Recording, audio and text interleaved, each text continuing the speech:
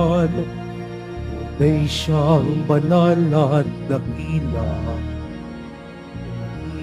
Ng kanyang ngalan, ang lahat ng nilikha niya ay mabuti. Pinagyaman niya ng lubusan. Purihin niyo ang Panginoon, dakilain ng kanyang ngalan. Purihin siya ay awitan at papurihan magpakailanman. Sa ngala ng Ama at ng Anak at ng Espiritu Santo, Amen. sumainyo ang Panginoon. At sumayo rin. Mga kapatid, aminin natin ang ating mga kasalanan upang tayo'y maging marapat gumanap sa banal na pagdiriwang.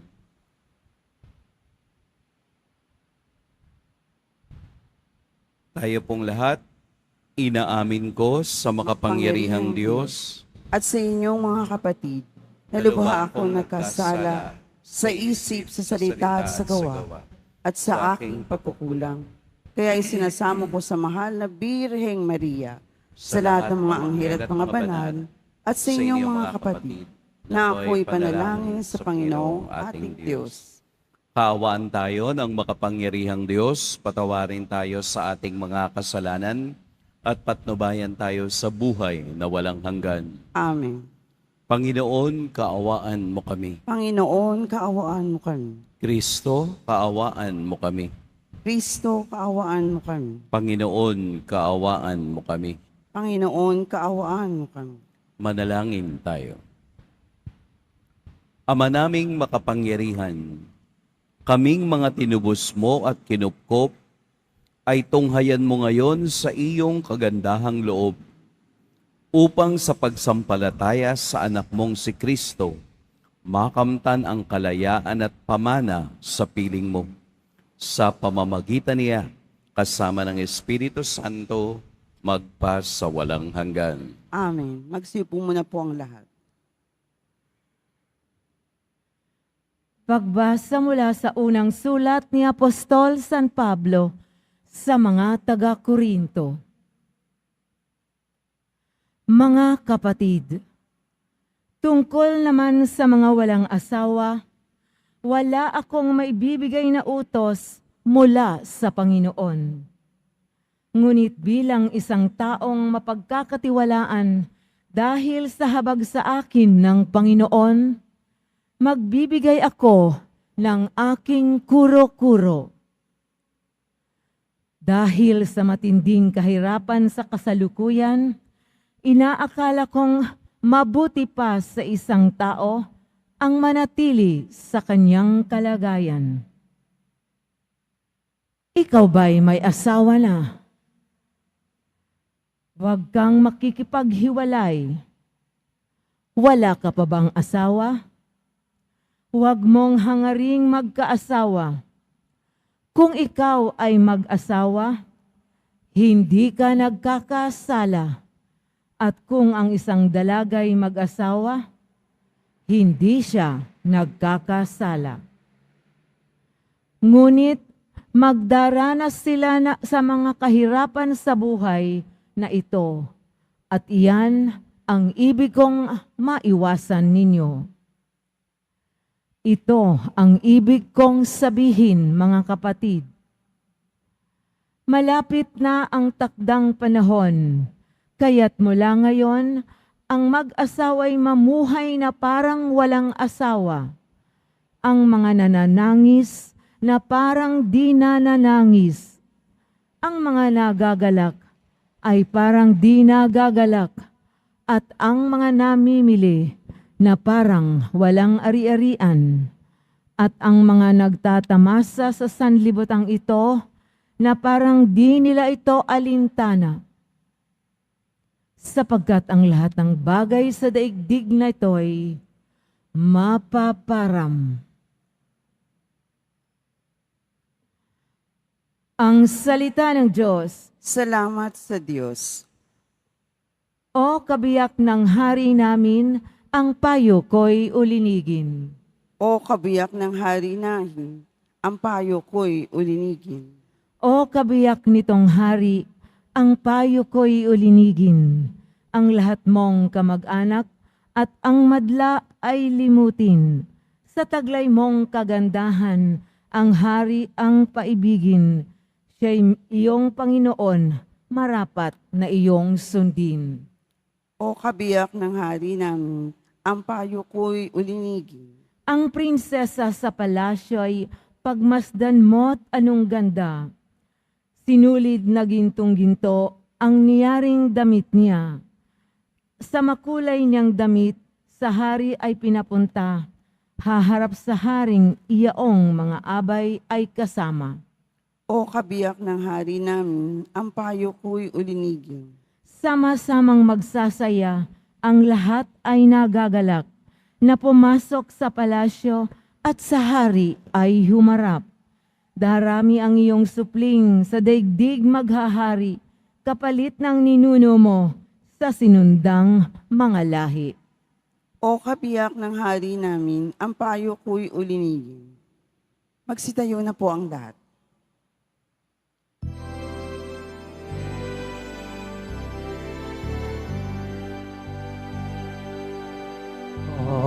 Hallelujah, Hallelujah, Hallelujah, Hallelujah. Magalak kayo't magdiwang, malaki ang nakalang, gantimpala ninyong tanan. Hallelujah, Hallelujah, Hallelujah, Hallelujah.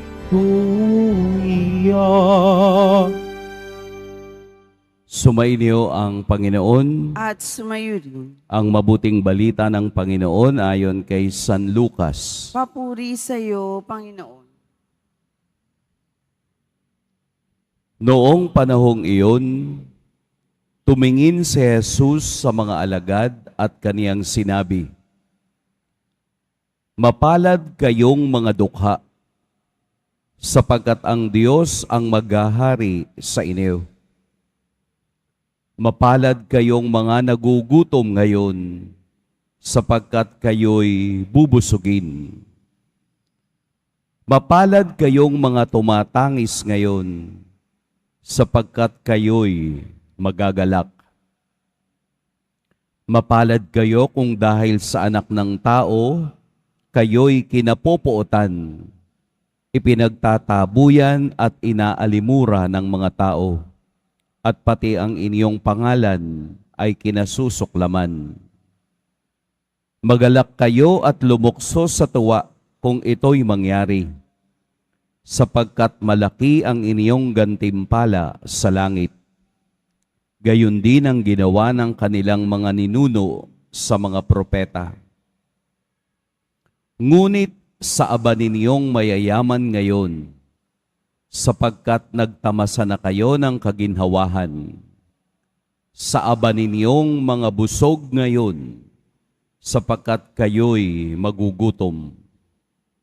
Sa aba ninyong nagsisitawa ngayon, sapagkat kayo'y magdadalamhati at magsisitangis. Sa aba ninyo, kung kayo'y pinupuri ng lahat ng tao, sapagkat gayon din ang ginawa ng kanilang mga ninuno sa mga bulaang propeta. Mga kapatid, ang mabuting balita ng Panginoon. Pinupuri ka namin, Panginoong Hesukristo. Magsiupo muna po ang lahat. Magandang umaga po sa lahat. Pagnilayan po natin ang Ebanghelyo ngayon. Ang Ebanghelyo po na ating narinig ay isang style o pamamaraan. Para bang sa literatura, ito ay hindi na bago.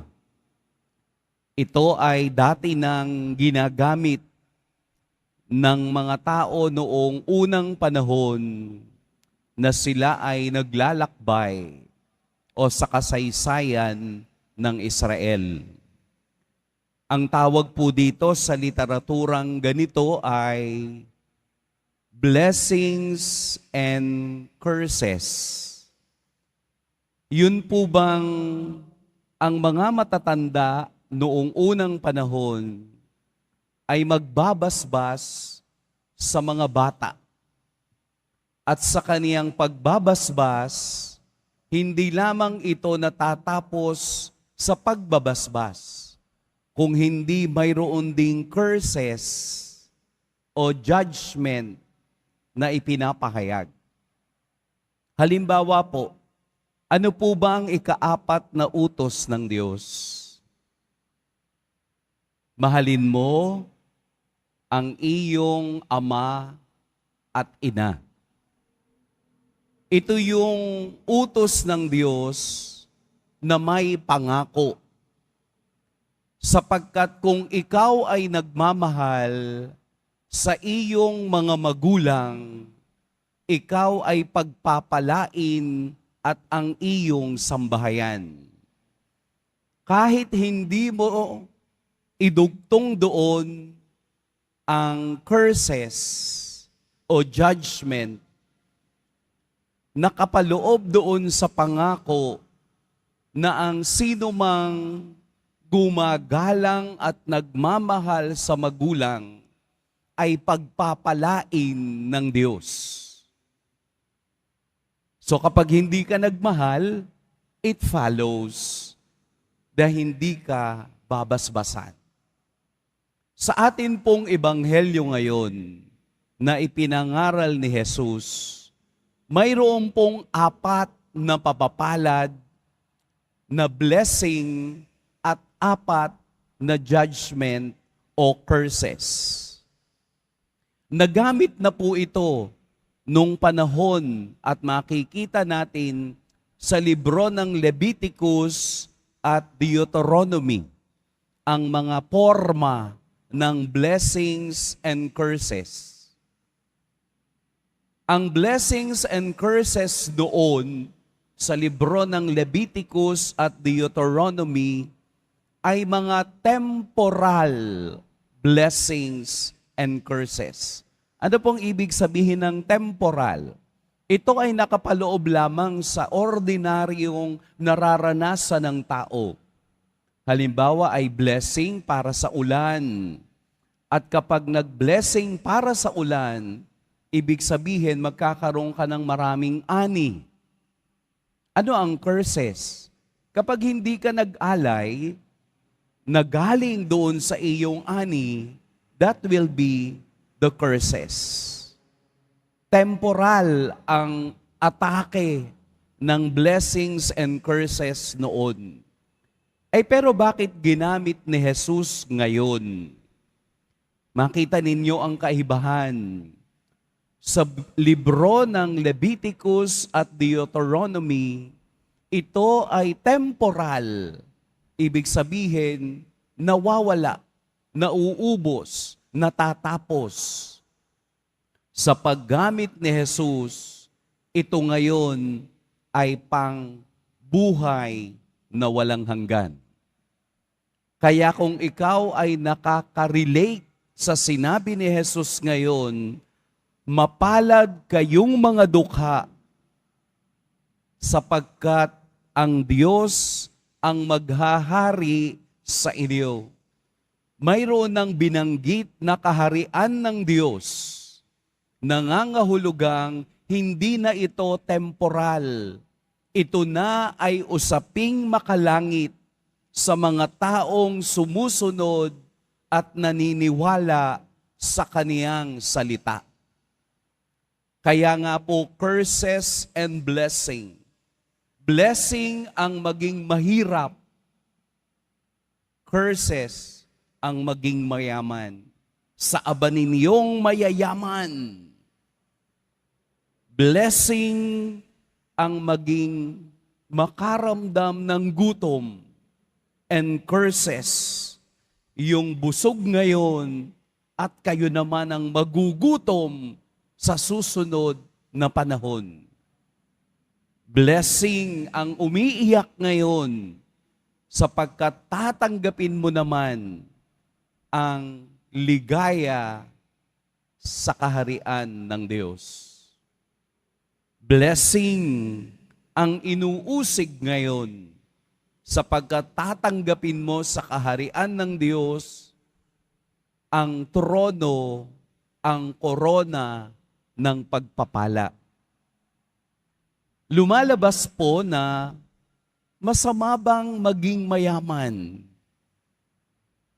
Parang kasalanan mo ba pag naging mayaman? Hindi po. Gusto lamang iparating sa atin na ang Diyos ay tumitingin ng pantay, hindi sa temporal na pananaw, kung hindi sa pananaw ng kaharian ng langit.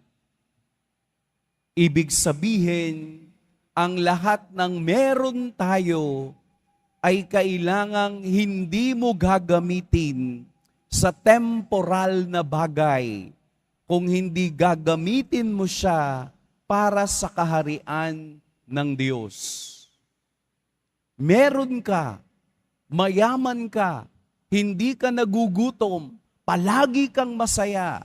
Lahat ng ito ay mauubos din at temporary lamang. Kaya binibigyan tayo ni Jesus ng pagkakataong ilagay ang ating sarili kung tayo ba ay pagpapala o tayo ba ay curses sa iba. Tayo ba ay pagpapala sa mahirap? O tayo ba ay sumpa sa mahirap? Tayo ba ay pagpapala sa mga tumatangis? Sa mga palaging umiiyak dahil sa dami ng kanilang problema? O tayo ay sumpa sa kanila? Paano ka nakikiisa sa mga taong ganito? Paano ka nakikibagay sa mga taong salat o kulang sa pamumuhay?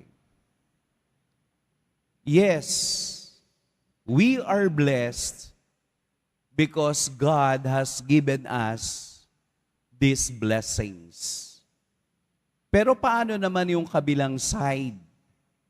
Saan mo ginagamit ang mga bagay na ito upang mabigyan naman ng biyaya ang ibang nangangailangan? Ang kayamanan ay nawawala at nauubos sapagkat ito ay temporary. Bakit ibinibigay sa ating halimbawa ito? Upang makita natin na wala tayong ibang pwedeng sandalan kung hindi ang Diyos na nagbibigay buhay. Kasama ang temporal, lalo't higit ang eternal, dahil iyon ang ating purpose na makasama ang Diyos sa kaniyang kaharian. Hindi dapat na kapag hihiwalay kung ano man ang meron tayo ngayon sa presensya ng Diyos. Ito dapat lalo ang nagbubunsod na tayo'y makarating at makapasok sa kaniyang kaharian.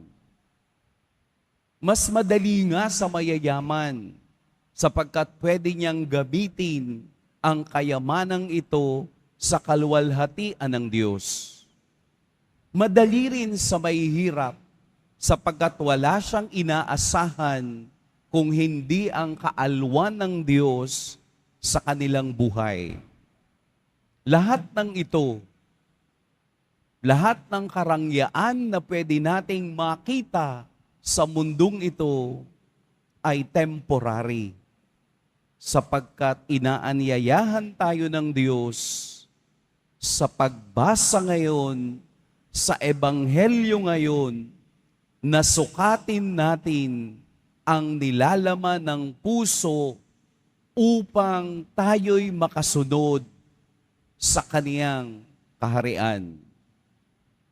Huwag nating hayaang mawalay tayo ng kayabangan ng mundo sa tunay na dahilan ng sakripisyo ni Kristo.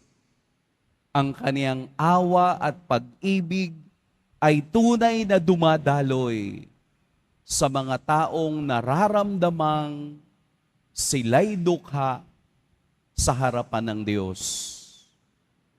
Kailanman hindi tayo maliligtas ng kayamanan ng mundo. Malaki nga ang iyong palasyo. Malaki nga ang iyong bahay. Malaki nga ang iyong property. Pero ito ba ang tama? Ito ba ang magliligtas sa iyo? After all, pag tayo'y namatay, kailangan lang natin ay 6 by 6 square meter. Kaya alalahanin natin na ang temporal na bagay ay nawawala at nalulusaw. Pero ang pag-ibig ng Diyos umaapaw kahit hanggang kamatayan, kahit sa susunod na buhay. Yun ang ating goal ngayon. Yun ang ating isipin. Sapagkat kung iisipin natin ang pag-ibig ng Diyos, mabubuhay tayong dukha at nangangailangan ng kaniyang pagmamahal. Mag-ingat po tayo ngayong araw. Pagpalain tayo ng poong may kapal. Magsitayo na po ang lahat.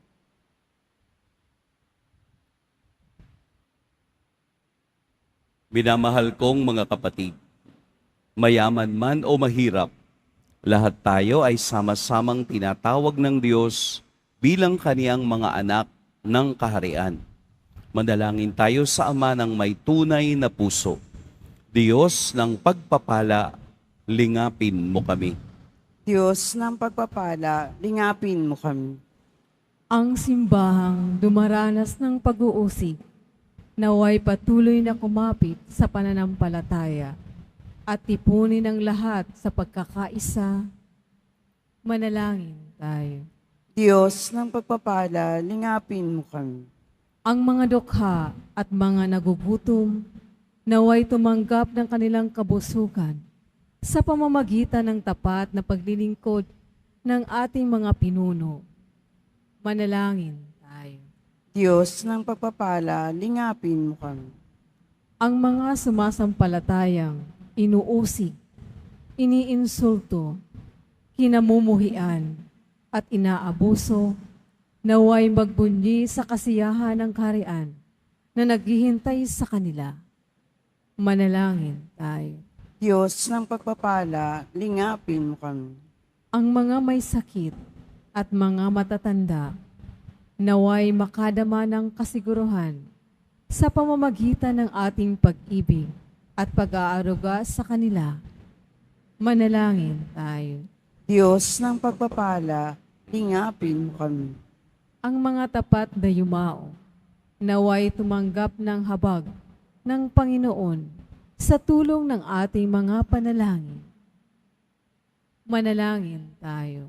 Diyos ng pagpapala, lingapin mo kami.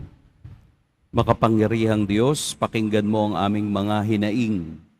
Naway ipahayag ng aming buhay ang kaligayahang inihanda mong maging amin, sapagkat ikaw ay aming Panginoon ngayon at magpakailanman. Amen. Magsiupo muna po ang lahat.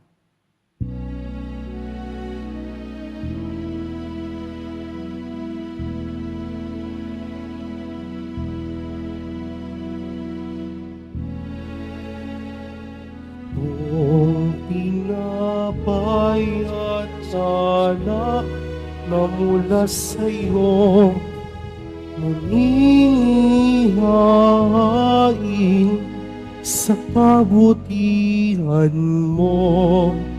Kunin at tanggapin alay sa'yo.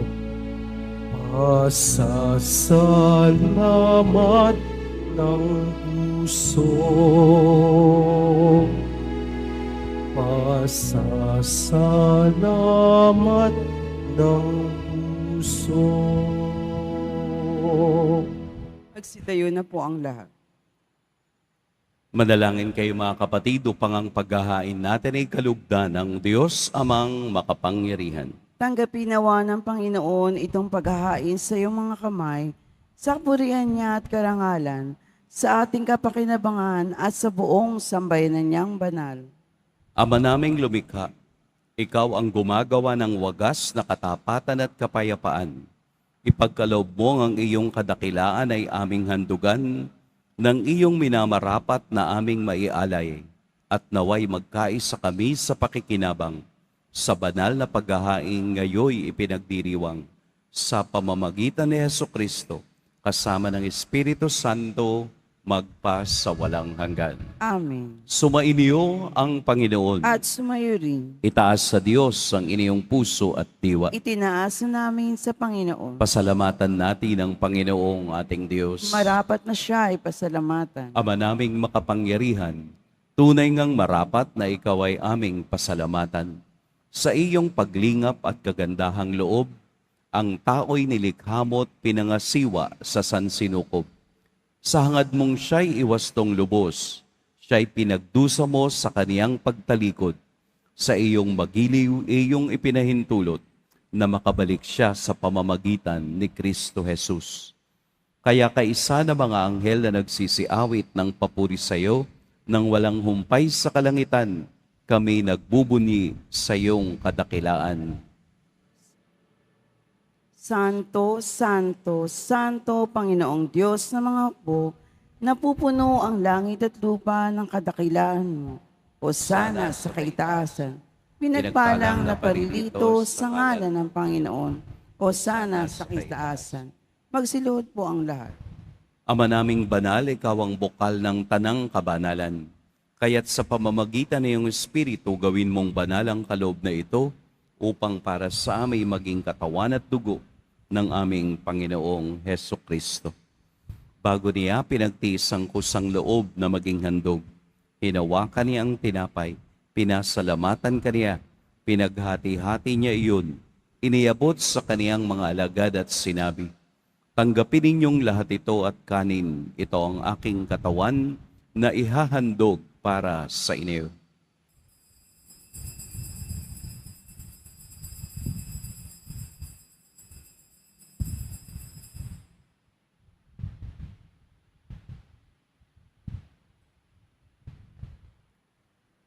Gayun din naman, noong matapos ang hapunan, hinawakan niya ang kalis, muli kaniyang pinasalamatan, inabot niya ang kalis sa kaniyang mga alagad at sinabi, "Tanggapin ninyong lahat ito at inumin, ito ang kalis ng aking dugo, ng bago at walang hanggang tipan. Ang aking dugo na ibubuhos para sa inyo at para sa lahat, sa ikapagpapatawad ng mga kasalanan. Gawin ninyo ito sa pag-alala sa akin."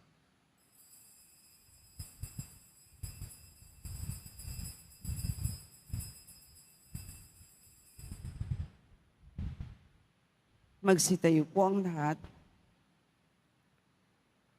Ipagbunyi natin ang misteryo ng pananampalataya. Si Kristo'y namatay, si Kristo'y nabuhay, si Kristo'y babalik sa wakas ng panahon. Ama, ginagawa namin ngayon ang pag-alala sa pagkamatay at muling pagkabuhay ng iyong anak.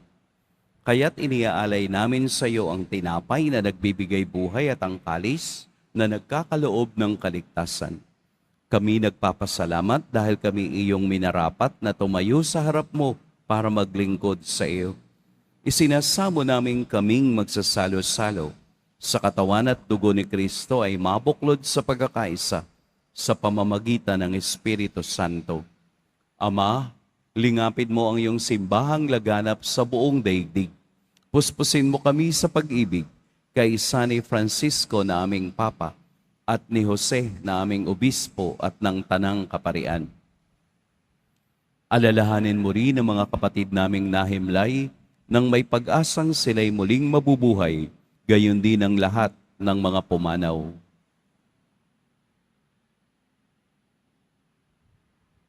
Kaawaan mo sila at patuloyin sa iyong kaliwanagan. Kaawaan mo at pagindapating kaming lahat na makasalo sa iyong buhay na walang wakas. Kaisa ng mahal na Birheng Maria na ina ng Diyos, ng kabiyak ng puso niyang si San Jose, kaisa ng mga apostol ni San Juan Bautista, at ng lahat ng mga banal na namuhay dito sa daigdig ng kalugod-lugod sa iyo, maipagdiwang nawa namin ang pagpupuri sa ikararangal mo sa pamamagitan ng iyong anak na aming Panginoong Heso Kristo. Sa pamamagitan ni Kristo, kasama niya at sa Kaniya, ang lahat ng parangal at papuri sa iyo, Diyos, Amang makapangyarihan, kasama ng Espiritu Santo, magpa sa walang hanggan. Amen. Sa tagubilin ng nakagagaling na utos at sa turo ni Jesus na Panginoon natin at Diyos, ipahayag natin ng lakas loob. Ama namin, Sumasalangit ka, sambahin ang ngalan mo, mapasa amin ang kaharian mo, sundin ang loob mo dito sa lupa para nang sa langit. Bigyan mo kami ngayon ng aming kakanin sa araw-araw at patawarin mo kami sa aming mga sala para nang pagpapatawad namin sa nagkakasala sa amin at huwag mo kami paintulot sa tukso at iadya mo kami sa lahat ng masama. hinihiling namin kami iadya sa lahat ng masama. Pagkalooban ng kapayapaan araw-araw, iligtas sa kasalanan at ilayo sa lahat ng kapahamakan. Samantalang aming pinananabikan ang dakilang araw ng pagpapahayag ng tagapagligtas naming si Heso Kristo. Sapagkat iyo ang kaharian at ang kapangyarihan at ang kapurihan magpakailanman. Amen. Panginoong Jesucristo, sinabi mo sa iyong mga apostol, kapayapaan ang iniiwan ko sa inyo, ang aking kapayapaan ang ibinibigay ko sa inyo. Tunghayan mo ang aming pananampalataya at huwag ang aming pagkakasala. Pagkalooban mo kami ng kapayapaan at pagkakaisa ayon sa iyong kalooban, kasama ng Espiritu Santo, magpa sa walang hanggan. Amen. Ang kapayapaan ng Panginoon naway laging sumainyong lahat. At sumayo rin. Magbigayan kayo ng kapayapaan sa isa't isa. Kordero ng Diyos na nag-aalis ng mga kasalanan ng sanlibutan, maawa ka sa amin. Kordero ng Diyos na nag-aalis ng mga kasalanan ng sanlibutan, maawa ka sa amin. Kordero ng Diyos na nag-aalis ng mga kasalanan ng sanlibutan, ipagkaloob mo sa amin ang kapayapaan. Magsiluhod po ang lahat. Ito ang kordero ng Diyos, ito ang nag-aalis sa mga kasalanan ng sanlibutan. Mapapalad ang inaanyayahan sa kaniyang piging.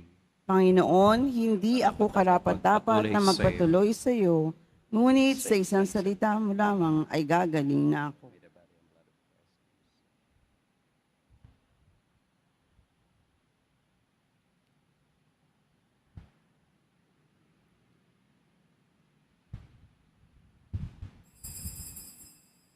Para sa lahat ng tatanggap ng banal na komunyon, sasagot po tayo ng amen pagkasabi ng pari o ng lay minister ng katawan ni Kristo at isubo agad sa bibig bago umalis sa harapan ng pari o lay minister. Sumunod po tayo.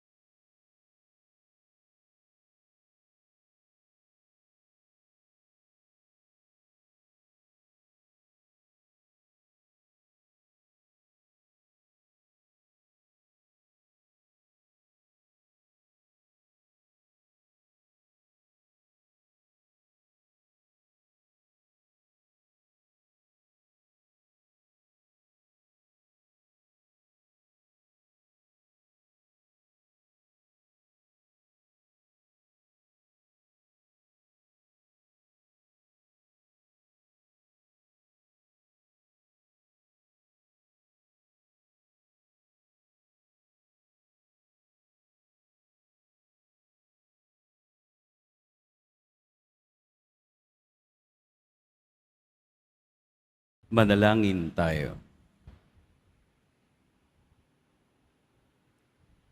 Ama naming mapagmahal, kaming pinapagsalo mo sa iyong salita at piging na banal, ay iyong pinalalakas at iyong binubuhay. Pagindabatin mong kami makapakinabang sa buhay ng iyong anak, na para sa amin sarili niya ang alay bilang aming tagapamagitan, kasama ng Espiritu Santo, magpa sa walang hanggan. Amen. Sumainyo ang Panginoon. At sumayo rin. Yumuko kayo para sa pagbabasbas. Mahal na poong Jesus Nazareno, inihayag mo sa pamamagitan ng krus ang walang maliw na pag-ibig ng Diyos sa sangkatauhan. Pakinggan mo po ang kahilingan ng iyong angkan na nagsusumamo sa iyo. Makamtan nawa nilang iyong katugunan at tanggapin ang kasagutan na may utang na loob na tinatanaw. Basbasan din po ninyo ang mga daladala nilang mga imahen at dasalan. Sa pamamagitan ng bendisyon na ito, naway maalala nila ang mga pangako nila noon sa binyag, na ikaw ang kanilang iibigin at paglilingkuran bilang Panginoon, magpa sa walang hanggan. Amen. At pagpalain kayo ng makapangyarihan at mapagmahal na Diyos, ang Ama at Anak at Espiritu Santo. Amen. Tapos na ang ating pagdiriwang, humayo kayong taglayang kapayapaan ng poong Jesus Nazareno. Salamat sa Diyos.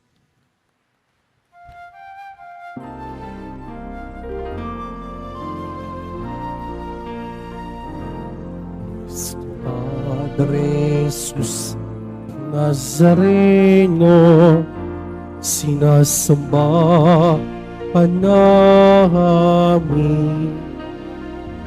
Pinipinto ka namin. Aral mo ang aming buhay at kaligtasan.